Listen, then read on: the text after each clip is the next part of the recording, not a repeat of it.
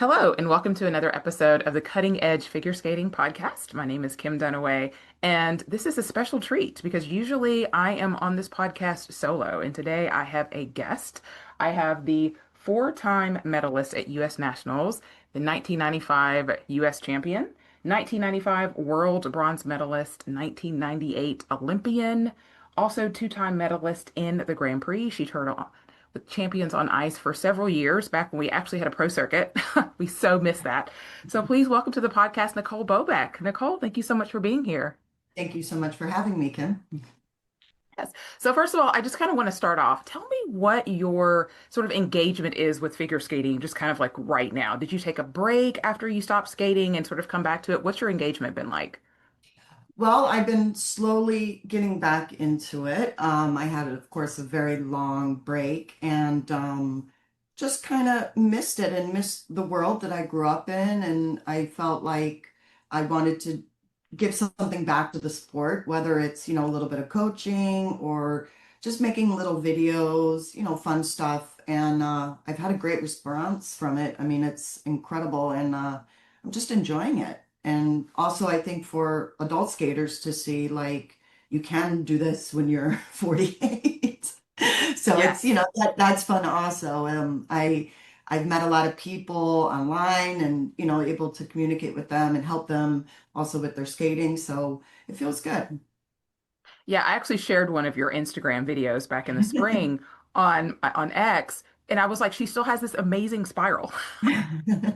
You still to this It's day have my favorite spiral. I know a lot of people say Sasha Cohen, like Catherine Healy. You always had amazing spirals, and I miss that in women's figure skating now. Like when you watch women's figure skating now, it's so different. Like, what do you miss about skating when you were skating in the 90s? spiral sequence when I miss just the simplicity. When I watch the skaters now, I mean, of course, I'm in awe of what they're doing now. It's, the sport has completely changed from when I was there.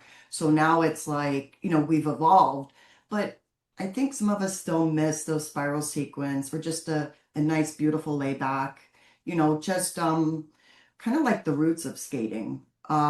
It's incredible what they're doing out there. It's, I can't even imagine. But there's some things, it's really different now, really different. And maybe I'm just old school. I think a lot of people, a lot of fans are old school also. So we miss those things. Yeah, I'm there 100%. I still love the sport, but I'm so nostalgic for that 90s skating for sure. And you were at the 94 Nationals. That was so crazy. You were actually on the podium. That was your first year that you podiumed, and it was so much chaos, right? You go into the next season, all the focus is kind of on Michelle. You end up winning. What was sort of that like 2 year span like for you? It was unbelievable. It was overwhelming at times, and all of a sudden your whole life completely changes within just minutes, literally. And I didn't go into nationals thinking I'm going to win or anything like that. I was trained very hard. I was super prepared, and it was just my focus was just make the world team. And I just went in and skated, and when I won, I just couldn't like what? Like, what just happened? It was really a shock. And I didn't watch any of the other skaters. I never did. I never liked to because I just, I don't find myself that I was ever a real strong competitor.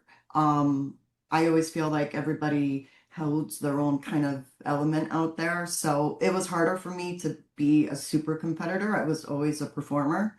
So I just went out there and skated in those 2 years. I mean, it was just the pressure, a little bit of everything, and also the demand of having to keep that status up and going is tremendous. It's a lot. And, there's so many other factors that come in of, I was 17 and, it was like, you just, your whole life changes. Absolutely. Yeah. Yeah, it's funny you mentioned 17 because they have this new age rule now that they've put into place. And, like, how did you feel about the age rule when they first put it in? You think it's a good thing? You think it's not a good thing? I think it's a good thing. It's a known fact skaters we all skated differently when we didn't have hips, we didn't have our periods, we didn't have boobies, we didn't have, all these other factors, and to be the body changes so much as you grow up. And of course it's much easier when you're younger. You have endless lung capacity. You just skate. You don't even think. Injuries are way less. And then you get older and all these factors come in of becoming a woman, and to be able to still perform and do the triple jumps and be flexible takes on a whole new level. And I think, real athletes go through that. It's not about, when we're little, we can do things so easily. So to me, I think it was a right decision to put the age thing in for sure. Yeah. And what do you think about the mental health component of that age range as well? Because like I work in inpatient psych and I work with adolescents and I see like all of the emotions from the age of 13 to 17. And so what do you think about the mental health component with that role change as well?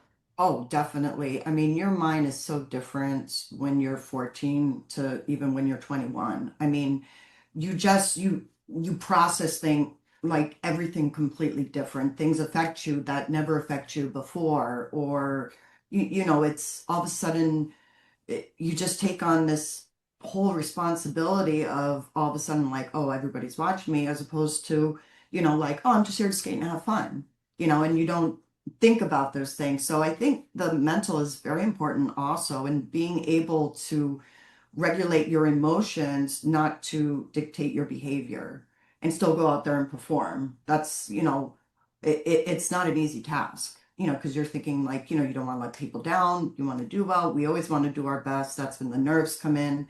And to be able to really focus and go out and skate, because you can hit or miss. I've gone to competitions where I was fully prepared and completely bombed. And then sometime I went to a competition where I wasn't as prepared and I pulled it off. How is that possible? That adrenaline of that moment to go out there and skate is so hardcore.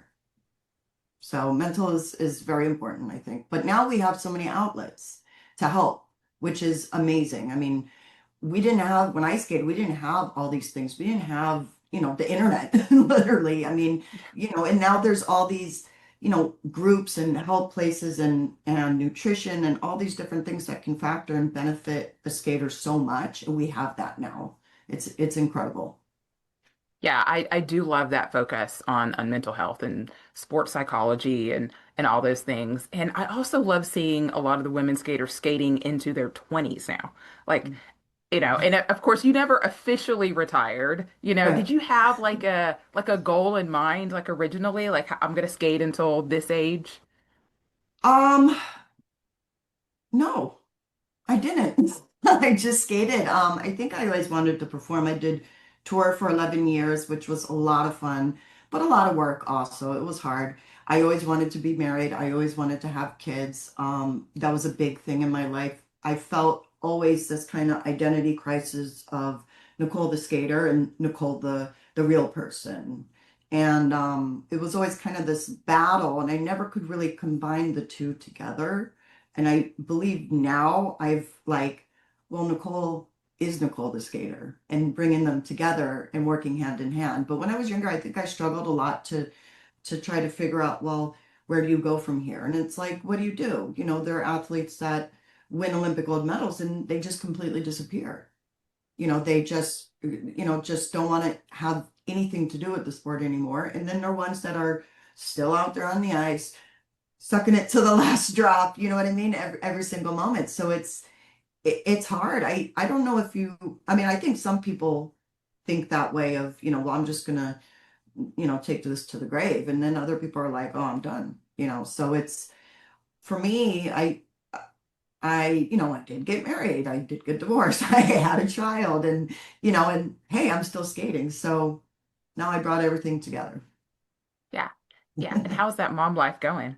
Mom life is amazing. I have a little boy and he's 5, and I feel so incredibly blessed and lucky to have him in my life. I mean, I feel that, God knew what he was doing when this little sweet, tremendous child came into my life, and I love being a mom. I really do. I mean, I'm frustrated, I'm tired, my schedule is all over the place, and I love every minute of it. I'm in bed at 10:30. I'm up at 6:15. Hey, let's go. Let's do this. And I Yeah. love it. Oh, I love that for you. Do you have him on the ice? He hasn't learned to skate. I don't see much talent there. Which is fine, totally Yeah. fine. But just as long as he, is able to stand up there and skate, I think is important. So he does gymnastics, he does swimming. He's very active. He's, a Lego champion beyond. I mean, I have Legos all over my house. It's ridiculous. Yes, I can understand. All the different phases are Oh really, my really God. fun. I have one Yes. just a couple years older than you. So yeah, very fun. Aw. Aw. So you made the decision to work on a book. Yes. So October the 8th, you've got the untold story of figure skating's most defiant star, Bobek the Wild One. So first of all, you got to tell me about the title. Like, how did you guys decide on the title? You know, uh, working with the editor, Todd Fisher, who's also just one of my best friends, really. I mean, we spent endless amounts of hours together, of course, and I've cried with him, like just this emotional pass between two people to produce this book. He went into watching all the interviews and reading all the articles, and there's so much there. But the wild one kind of it seemed to be in probably every other article or some kind of interview, and it just kind of I don't know, it just stuck. And first we were like the figure skating wild one, and I said, why put figure skate? Just put the wild one. And it just clicked. And we were like, yep, that's it. We were going to throw around a few different ones, and we didn't even get to it because it was like, once we said that, it was like, yeah, that's it. Very cool. Very Yeah, cool. And so yeah. what made you decide to put everything on paper like this? Well, I was approached a few years ago, and I didn't feel I was, uh, I want to say mentally prepared to do something like this. I didn't feel ready. And I connected, actually, it's really funny, with Todd on Instagram, and we started talking, and he threw it out there, and it was, I was like, well, maybe it's time. And, thought about it for a while. It was a long 6 months of interviews and reliving things that I've either pushed under the rug or just basically shut my mind off, So I had to really go back, way back. And I would go to my mom's house because my mom has all these albums and VHS tapes, of Nicole skating. And, the timelines and stuff like that was really hard at times because there was just so much there. And not to include, having breakdowns or, Kaden, the writer, also, they were always really good about, do you need a break? We worked twice a week and, a good 2 hours on Zoom. And, you know, they were like, do you need a break when we got into some really heavy subjects? And I said, no, I don't want to take a break. Let's keep going. Let's push through this. And it's not easy. It's definitely not easy to do a biography. So, and also it was so important for me to be kind of like a survival guide for a lot of people because there's so many, it's not just skating. There's so much real life stuff in it that has Mhm. happened. So it's not, for me, I really hope it doesn't only just draw skating people, it will draw other people as well because I've lived in a lot of different colors. And being able to write about it is a really big thing. And it's not a bashing book. It's not, the blame game. It's not feel sorry for little Nicole at all. And I love also that I was able to do this book while I have a child because your perspective changes so much once you have a child on things that I'm like, so many things like about my mom, even like, I get it now. And I didn't get it before until I had a child. So Mhm. I always say he's kind of like my superpower with this book, that I'm able to project from a mother's view now about things. And that's powerful. Definitely. Did you feel like it provided a little bit of closure for you in some areas that maybe you didn't have closure before? I think so. It was really interesting because some things we talked about, because I don't want to say everything, but some things we talked about, I thought I would have a really hard time, and I was actually okay. And then other things I thought, oh, I'd totally be fine, and I totally had a breakdown. So, I was also lucky to work with an alignment coach during this process that Todd suggested to me and is a good friend, and Jamie with the center of inline, finding your where you are to make sure you're okay. And I worked with her through it because I needed it sometime, Hmm. and it, like we said about the mental stuff of, making sure that you're okay, what you're talking about, and not letting everything take over you all the time. So that was really important. And, this book it was hard. There were things that were really, difficult. I think I did for a long time brush things away or just want to forget that that ever happened, but they did. And it's okay. And people need to know that it's okay, that you can survive 100% of your worst days. So I'm living proof. Yes, yes, 100%. That's amazing. So take a step back a little bit. Like, how did you start skating to begin with? Jeez. Well, I was a very hyper child. My mom said I just didn't stop. I was always doing something, and I did ballet, I did gymnastics, I did swimming, I did all these things. And we went skating one day, and I never wanted to get off. And it was like, yep, she's a skater. It was like just instant, just 3 years Hmm. old, cruising around the rink like nothing. Started at three, very, very Yeah, early. yeah, yeah. At what point was there like the shift to like, oh, she's got some real talent. This is serious. I think it was around 5.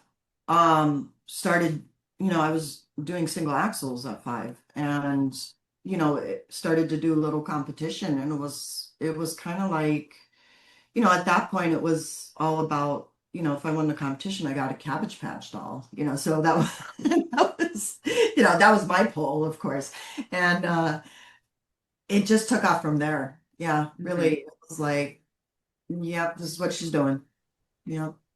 Yeah. And you said you were a performer. Now Yeah. they get to skate to music with words. Would you not have loved that when you were skating? You know what? I don't know. I feel kind of funny about it because to me it takes away from doing a show program. You know what I Mm, mean? Like, that was our enjoyment that we had. Sorry, there's the long guy, of course. Um, the joy of being able to skate to music with lyrics for a show was like you got so excited about it. And now you can do it for your long program. So to me, it almost takes away from the show hmm. part of it. So it's very awkward. I actually would prefer no no words in competition. I Interesting. yeah, because then it's more fun when you do get to skate to vocal and you're like, it's just different. I don't know. I couldn't focus as like a competitor. I had vocals in my long program. I'd be like, rocking it out or, I wouldn't Well, be able to. these days they kind of do They that. they kind of do. Exactly. So I'm so behind. I'm so lost. I'll stick No, to my I love it. I definitely fussed a lot about them adding the backflip into the programs. So it, yeah, I watch every time I watch, I'm just like, what? So yeah, it's different now. yeah, yeah. Were you in Boston for Worlds this past season? No, I wasn't in Okay. Boston. But maybe I'll make some appearances soon at Okay. some Yeah. things. Yeah, you Yes. never know when That I would be might show up. that would be amazing. That would be amazing. I Yeah. remember from the 1998 and the lead up to the Olympics, Sports Illustrated used to always do their predictions for who they thought would Mhm, get the medals. And they mhm, actually predicted an American sweep sort of going into that Olympics. Michelle, mhm, Tara, and you. Did you mhm. feel extra pressure going into that Olympics? I mean, obviously it was a gauntlet just to even get on the team, right? Yeah, But yeah, yeah. No, we were kind of like very much the dream team, and it was. it is so much pressure. I mean, not only you're representing your country and everyone is there and all these like fans, go USA, and you feel like it's a lot. I wouldn't do it again. You would do it again. I'll pass. I'll take a hard pass on that. And But I'm very proud I did go. I unfortunately was injured and I wasn't as prepared. But 17th, not too bad. And I still went and I represented and I did the best that I could and wish I could have done better, really. But yeah, that's it. yeah, I mean, I know it has to be super frustrating to be injured, and you dealt with injuries a lot kind of throughout your career. Like, how do you sort of push through those moments? Oh, it's like every week something. Well, especially now, but but that's different. That's age. But it's really difficult to go out there when you have pain somewhere or you're trying to work through it. And sometimes you can get to a part where that adrenaline kicks in and you almost don't even feel it. Or there are other times that it's just not possible. And it's heartbreaking because we always want to do so great out there. We always do.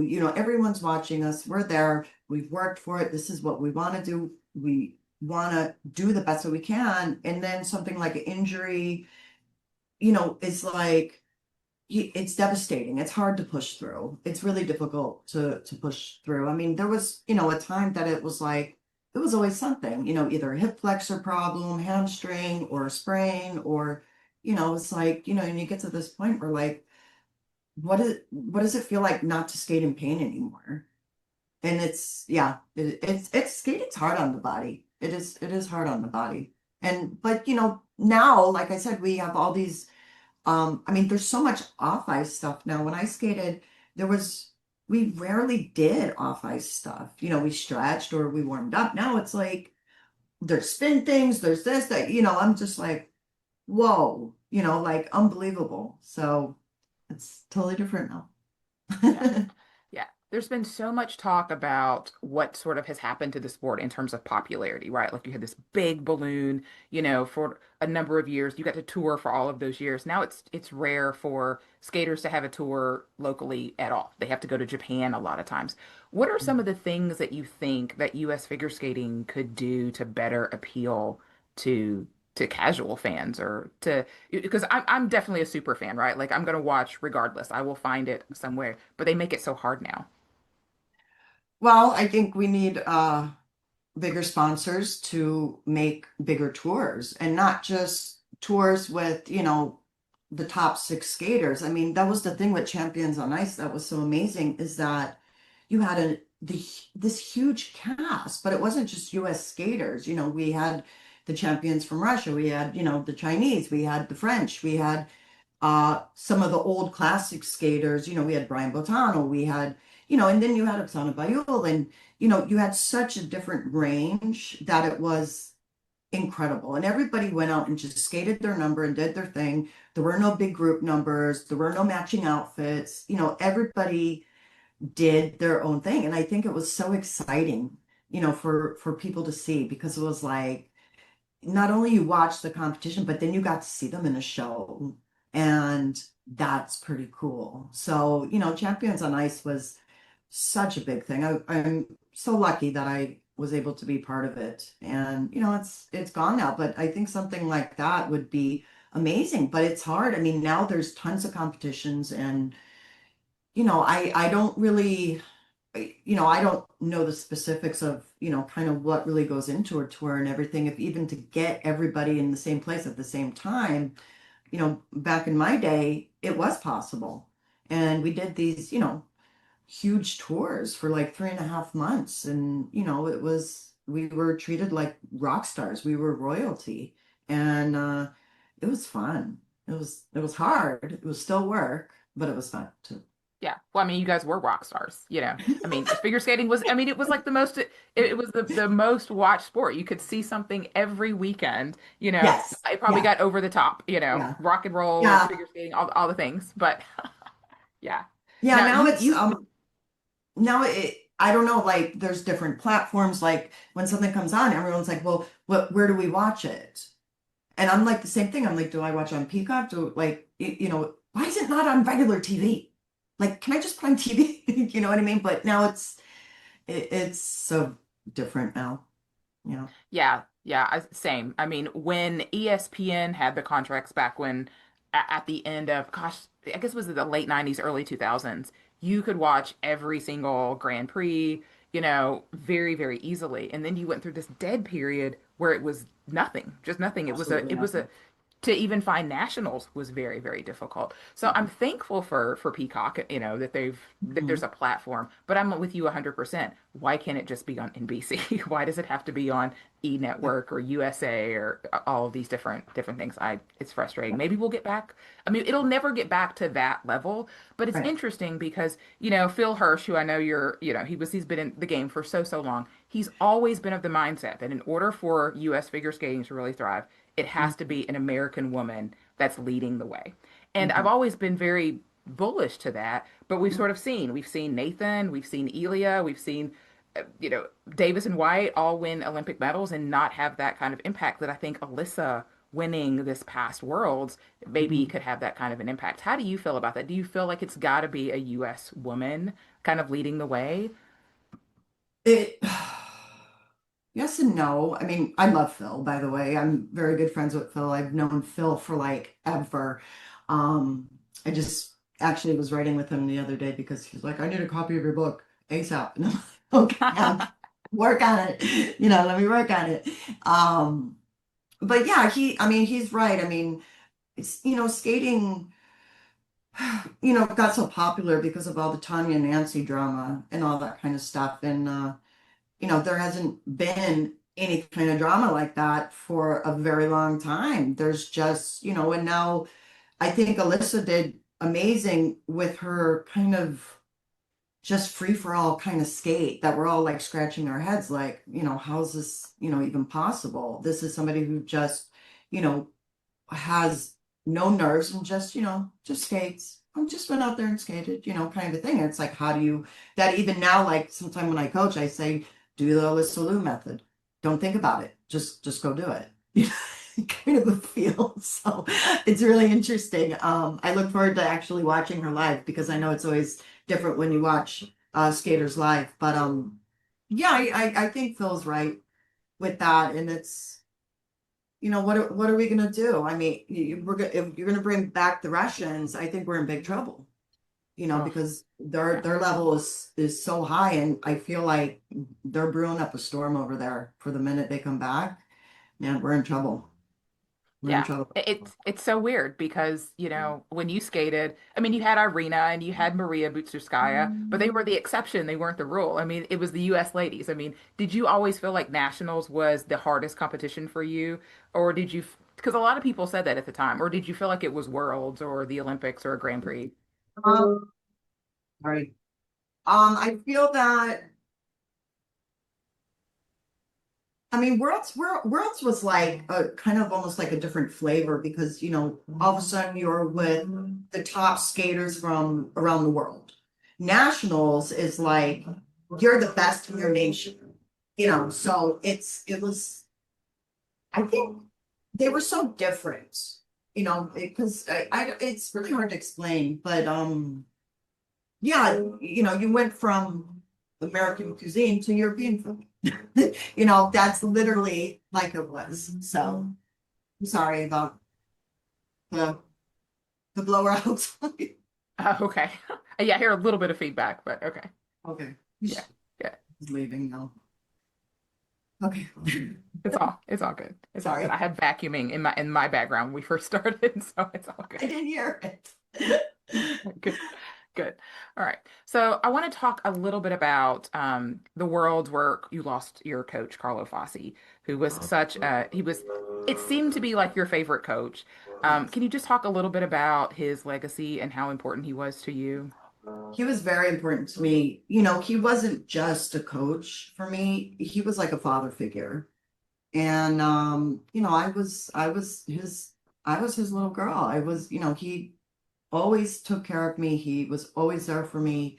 He just had a way with me.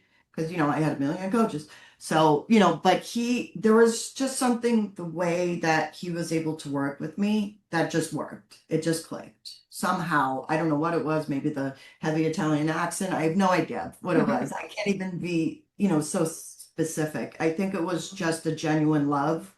And he just, when things wouldn't go right, he'd just be like, go skate to the music, and he knew how to maneuver me to do great. And yeah, I was I always felt like a part of me in my skating changed when he passed because well, first of all, it was such a shock. Nobody expected it. And, it took me a long time to just get over that. And I always felt like he stole a little something when he left from me a little bit, But Mhm. it is what it is. I was very lucky and very fortunate to be able to be in the hands of Carlo Fassi, really. I mean, a real legend. So I was lucky. Yeah, Yeah, I know that was definitely one of the dings, that you mentioned, I know. a lot of coaching changes and We, all we, and we all got a that. lot of dings. We got a lot of dings. No, no, no, no. It's notches, right? It's like notches, and it's like I'm sure if you go back now, you wouldn't change a thing because it would change like who you are now, right? Absolutely. Yeah, Absolutely. Yeah. yeah. Did you get a chance to read Gracie Gold's book that came out earlier this year? Um, I haven't. I I knew about like certain things because people talk about it and stuff like that, but I haven't like sat down and said, okay, I'm going to read this. So Mhm. I can't really comment on that. Well, the only reason I mention it is because when you said that you hope that other non-figure skating fans will pick up your book and read it as well, when I Mhm. read Gracie's book, I gave it to my sister, who's not really a figure skating fan but suffers from depression, and she really resonated with a lot of the things that were in that book. And so I do love when people's works can sort of transcend and reach other people. And so, what aspects of your story in this biography do you think could resonate with people that aren't figure skating fans? Um, Relationship problems, addiction problems, uh, child problems, divorce problems, some death problems. That there's so much in the book that it's like I've read it 3 times now because we had to do editing and stuff, and I'm like sometimes I'm just like, oh wait, that's me. Like I can't even believe it sometimes. The events that have happened in my life, most by my own wrong choices and wrongdoings. And I think it's important for I hope that people will resonate with that because I've been so low so many times and so many different things, and it can be from skating, from going through a divorce was incredibly difficult for me. And then my child was IVF, so I went through a huge struggle in able to even have a child. And, it doesn't get more real than that. I mean, this book has, it's not sugar coated, it's very unfiltered, it's very real. And I hope it really when people read it, they feel that and they understand that and also give them hope. Like, man, she's still going. A lot of people I think would just give up with a lot of stuff. And I've always had just some kind of willingness and power, just like, nope, this is not how my story is going to end. So, yeah. So maybe I can, you know, reach a few people. I really hope so. No. I love that. We're in this like social media society and everything looks so pretty on the outside that it's so nice when people are like real and show us Yeah. their struggles, Yeah. because we know that it's not always just sugar and lollipops, No, right? Yeah. no, no. I mean, it's hard. I, I'm a big fan of really good social media stuff. I mean, it's really funny, but like even Instagram, there have been days where I've just had a bad day and I'll get on the algorithm of, sayings or quotes, really good stuff. And it actually helps me. Like literally, there are so many outlets there that can help. And I love to post positive things. I like to post my skating. I'm always dancing in the kitchen, all different kinds of music. I could not post about my son because I'm always so proud of him, always so happy, so in love with him. and or my mom or my life or just in the pool, and these kind of things. And I I love to do that. I love to share that. To me, that's it. It's fun, and I love to send reels to my friends. They're like, "Can you stop sending me reels?" Just I'm like the queen of it. Like people are like, Nicole, stop. I'm like, I can't, just funny stuff. So there's some really, really good stuff out there that I think once you get on the right things and a lot of positive reinforcement kind of a stuff, that's actually helped me sometimes. And I'm very grateful for it. So yeah. Yeah. Who do you still keep in touch with that you from the skating world from your era? Literally nobody. Okay, Isn't that's that okay. horrible?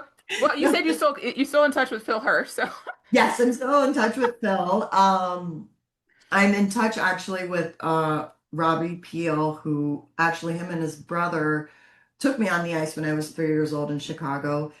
He teaches ice dancing. His kids do ice dancing. I talk with him, but really not that much. Everybody's kind of from my era gone their own path, Mhm. and I feel like it's my duty to be a part of the skating world again. Because a lot of them, and I do understand, I think there's a time sometime that you just like, I just want to disappear from the sport or the person I was or all this kind of a stuff. You get burnt out sometimes. And I understand people, they get married, they move on, they have kids, or they just go completely on their own. You know what I mean? So we all deal with our kind of demons or what we want to accept or not accept from our past. But I do feel it's important that I make myself present and be supportive of also the new generation of skaters coming up. I think that's important. We need that because I had that. We always had Boitano, Katerina, Dorothy Hamill, these people that were still in the shows when I was young, and it was such a big influence and such a guide. And we I think skaters need that. They really do. That's such a great point because with the lack of the shows, you don't have that so much anymore. And yeah, we do see like Scott Hamilton sometimes or Brian Boitano sometimes, but I feel like there's a whole generation that's really missing from the sport. Yeah. And so it's so good. It's so good to have you back.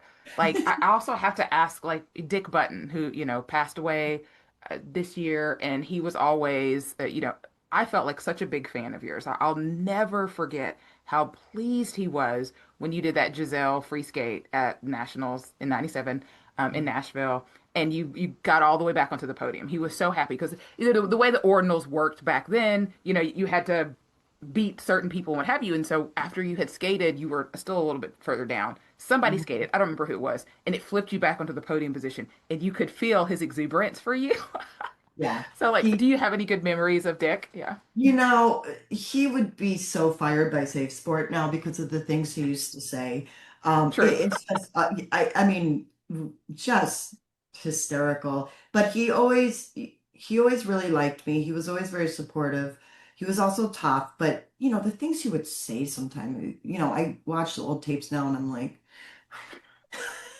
like, oh, yeah, I was actually talking with Todd the other day about it, that one of the things he said, he was so excited and he said, "Oh, you just want to hug her and then you just want to strangle her." And I'm like, only Dick could say these things. You know what I mean? Now that would be like a big problem out there if somebody would say something like that. But Scott Hamilton used to also, when he did commentary, he was amazing. Back in it was like the 80s. I mean, he would get so excited too. And I think when you hear the the commentators get so excited about someone, it gets you excited too, because you Yes. can feel it. And Yeah. that's so important because when you're watching at home, you just like you feel like you're there. You feel like you're a part of it. So they have a big job too to also, now it's so much explaining of the points and this was under rotated and this was, and I'm just like, can you just like talk about her dress or like or something kind of fun and more uplifting. And I know it's a sport and I know it's competitive, but we need to find the beauty within it again and the fun and the happiness as well. So Yeah. Would you ever be interested in any kind of commentating or any kind of role like that? I think I would have a very difficult time because I would put my foot in my mouth many times, I believe. I would probably be fired in the first day. I did a little bit with Paulina and I did a podcast about Skate America, and so I really had to watch and I had to take notes, and it was interesting because she's so much she's amazing and incredibly smart and just a beautiful skater also. I actually love her skating more now. Like she's just evolved like into this like liquid gold out there. Like the way she just oozes out there is just beautiful. But we some of the terms I used were very like 80s. I know I think there was like twice she was like she didn't know what I was referring to, and I had so many people be like we got what you were saying, but this generation did not get what you were saying. So I think I would have a little bit of a hard time. I'd be like on the like 50 and older commentary channel so people could understand me. Maybe that's what we need. We need like a version of ESPN Classic for figure skating where we can just like That's a watch good, old yes. routines from the 80s and 90s and then you can commentate on that. Yes. And I'm really I'm very picky. Like for me, it's all about the costume, the music. Are the skates clean? Are the laces done? What are her nails like? I don't like her hair. I'm very because I was when I skated, it was a package deal. Everything had to be a certain way. And I really prided myself on it between beautiful costumes, the hair right, the makeup right, the hands right, the earrings right, clean skates, clean tights. Every single little detail was so important to Mhm. make that complete package that when I skated to Avita, I was Avita. I became her. I studied on her. I watched the movie endlessly. I listened to the music consistently. I became Evita.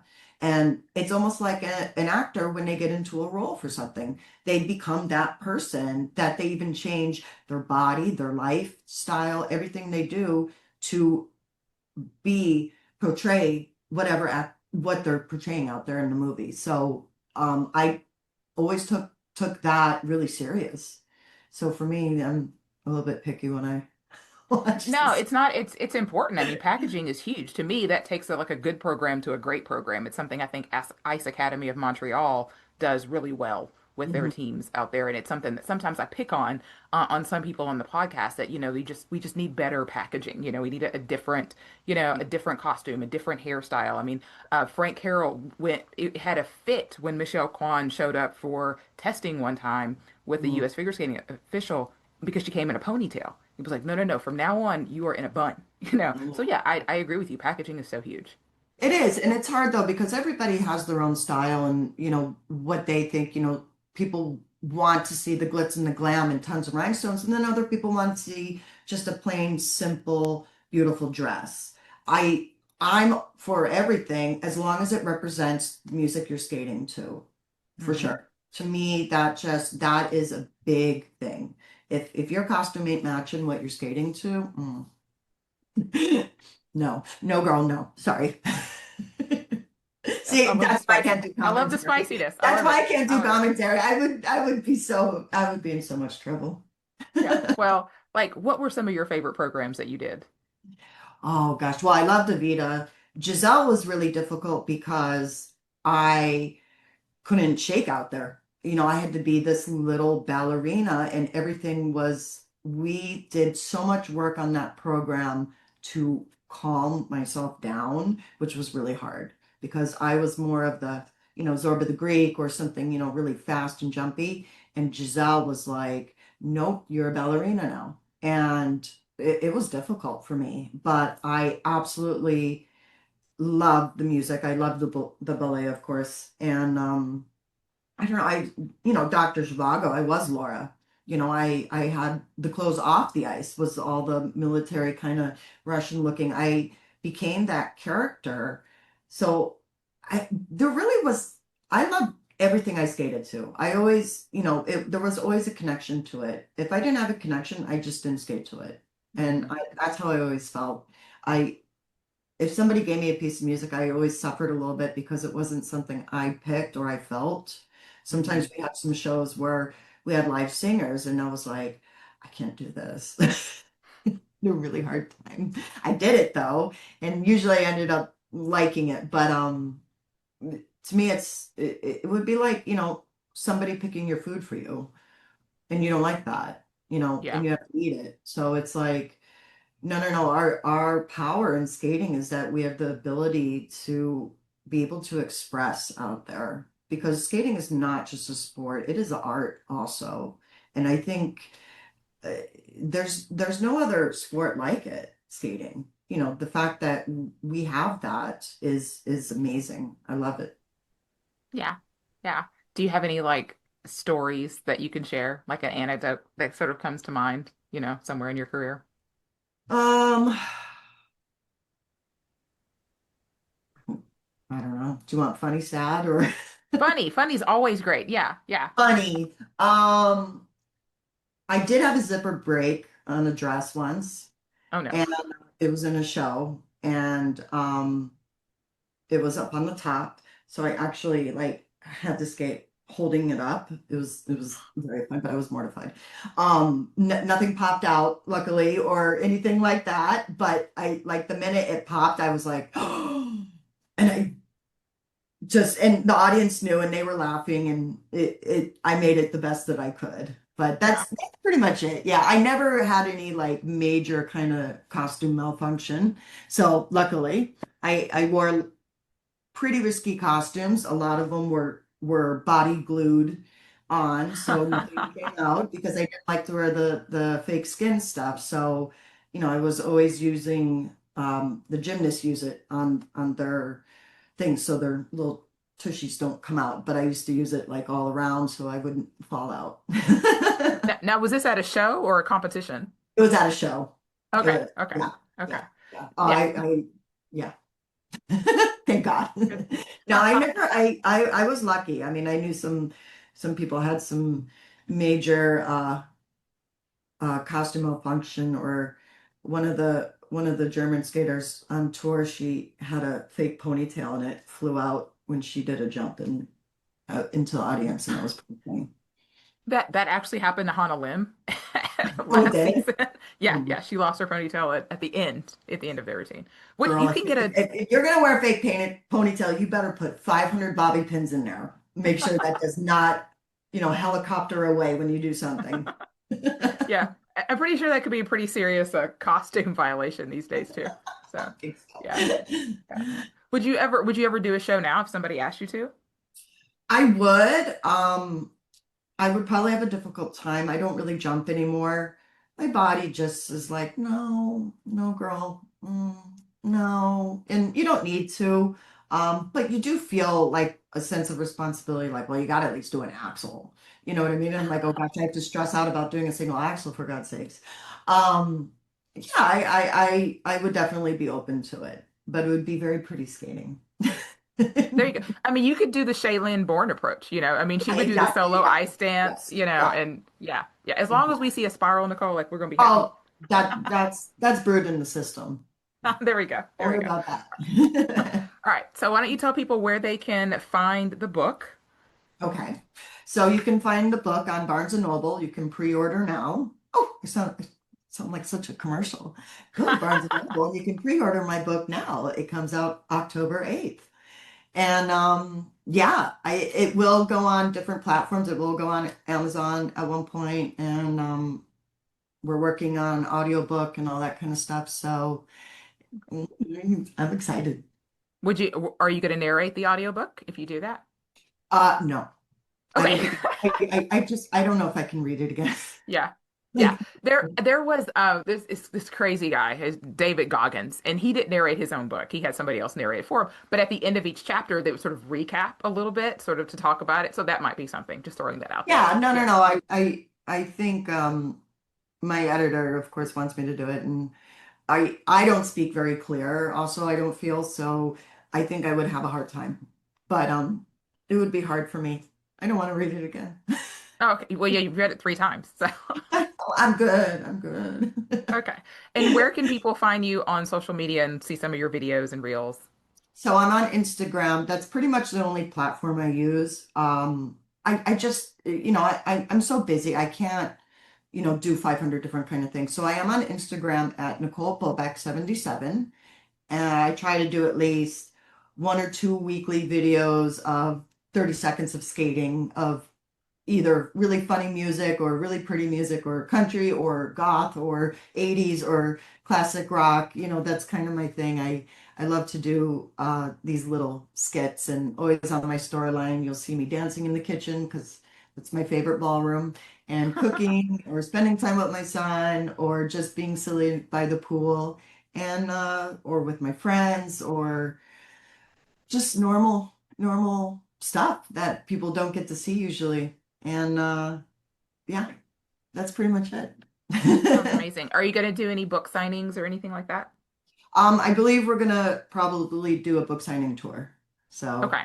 all in the works, all in the works. Okay, sounds good. I'm sure if you follow her on her socials, you'll have all that information out there. And then if I Yeah. see it, I'll also push it through on our mediums as well. So hopefully I'll see you at an event this coming season. So it was such a pleasure to have you on the podcast, Nicole. I wish you Thank you well so in much. all of your endeavors, and I'm going to be pre-ordering the book as well and reading it. And of course, I'm going to talk about the book on the podcast because that's what I do.